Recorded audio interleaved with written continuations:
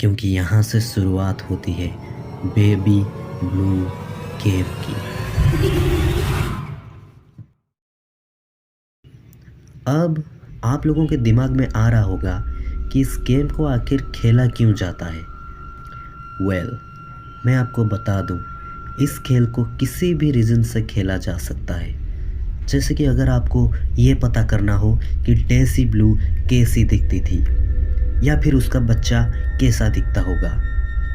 पर याद रखिए, इस खेल को खेलने पर कोई भी रिवॉर्ड नहीं होता है। इनफैक्ट इसे लोग सिर्फ थ्रिल और एडवेंचर के लिए खेलते हैं।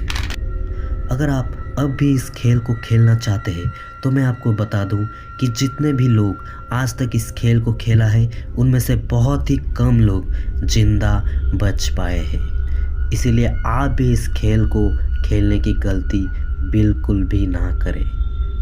चलिए अब मैं आपको बताता हूँ इस गेम को एक्चुअली कैसे खेला जाता है। तो जैसे कि आप स्टोरी में जान चुके हैं कि एक मिरर को तोड़ा गया था और वो मिरर बाथरूम में था। So the normal thing is ये गेम बाथरूम पर खेला जाएगा जहाँ पर एक मिरर होना ही चाहिए। मिरर का लेंथ कोई स्पेसिफाइड नहीं है, पर हाँ, जितने ज़्यादा लोग मिरर का साइज़ उतना ही बड़ा होना चाहिए, क्योंकि अल्टीमेटली वो सब डेज़ी ब्लू को देखना चाहते हैं। और अगर इस गेम के दौरान उनकी मौत भी हो जाती है तो कम से कम उनके पास एक सेटिस्फैक्शन तो होगा कि उन लोगों ने डेज़ी ब्लू की आत्मा को देखा। अगर आपको इतनी चीज़ें समझ में आ गई है तो अब आपको लगेगी बस कुछ कैंडल्स और रात के 3 बजे का वक्त। आप रात के 3 बजे अपने फ्रेंड्स के साथ बाथरूम पर जाइए। लाइट्स बंद होनी चाहिए और सिर्फ एक चीज़ को आपकी बाथरूम को रोशन करना चाहिए, और वो है आपकी कैंडल्स। आप कैंडल्स को जला कर रखें और सामने देखिए। अगर आप इस रिचुअल को अकेले में करना चाहते हैं तो उन कैंडल्स को आप किसी जगह पर रख दीजिए।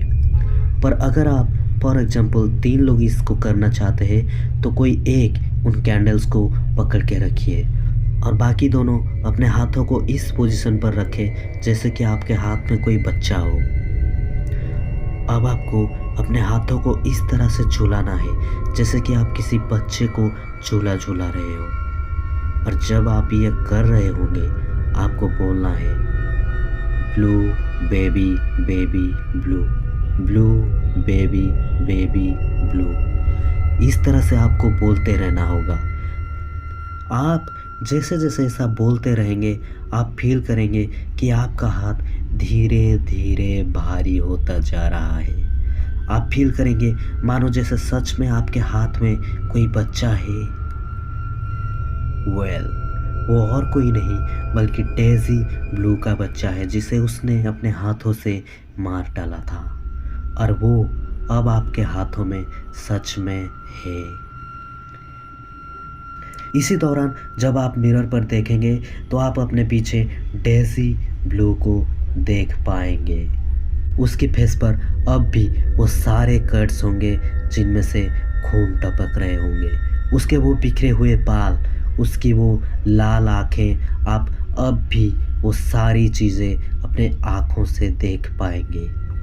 वो एक ऐसी चीख चिल्लाएगी जिससे कि शायद आप सब लोग डर जाए, और इसी चीख और हड़बड़ी में शायद आपकी कैंडल्स भी बुझ जाए। अगर ऐसा होता है तो आपको तुरंत उस बच्चे को नीचे रखना है और उस बाथरूम से बाहर निकलना है, क्योंकि अब डेज़ी ब्लू आ चुकी है और वो अपने बच्चे को साथ लेकर चली जाएगी। और अगर वो बच्चा आपके हाथ में हुआ तो वो उसी मिरर से आप लोगों का गला काट कर अपने बच्चे को हमेशा हमेशा के लिए अपने साथ ले जाएगी। तो आपको इस बात का ध्यान रखना है, जैसे ही आपको लगे कि अब चीज़ें बिगड़ रही है आपको उस बच्चे को कहीं रखनी है और तुरंत उस बाथरूम से बाहर निकलना है। अगर आप ये करने में सक्सेसफुल हो जाते हैं तो कॉन्ग्रेचुलेशंस, आपने इस रिचुअल को कंप्लीट कर लिया है। लेकिन अगर आप ये करने में अनसक्सेसफुल होते हैं तो याद रखिए आप अपने जान गंवा बैठेंगे। मैंने आपको पहले ही बता दिया है कि ये ब्लू बेबी रिचुअल कोई आम रिचुअल नहीं है। इसे खेलने वाले बहुत ही कम लोग इसको सक्सेसफुली कंप्लीट कर पाए हैं।